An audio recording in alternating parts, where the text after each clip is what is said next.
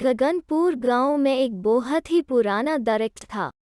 वहां के लोगों में ये मशहूर था कि ये पुराना पेड़ जादुई है, जिंदा है और बोल भी सकता है।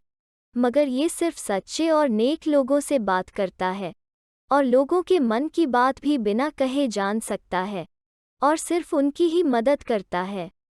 हर रोज समीना नाम की प्यारी सी लड़की अपनी कुछ दोस्तों के साथ वहां पे जाती और खेलती थी, और शाम होते ही उसकी दोस्तें तो घर को चली जाती थी, मगर समीना वहीं पे रुक जाती और उस पेड़ से बातें करती थी।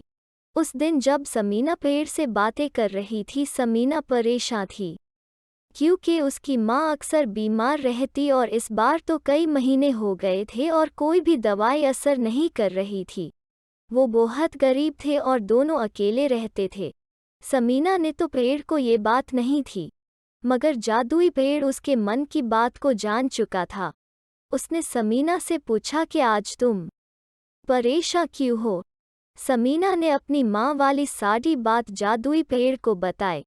इस पर जादुई पेड़ ने समीना से कहा कि तुम परेशान न हो, मेरा एक फल तोड़ के ले जाओ और इसको अपनी माँ को खिलाओ, तुम्हारी माँ एकदम ठीक हो जाएगी।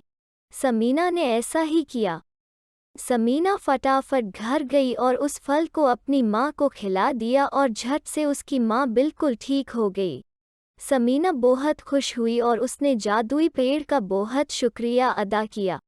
अब से समीना को जब भी कोई मसला परेशानी होती, समीना सीधा जादुई पेड़ को कहती और वो उसकी परेशानी को हल कर देता था।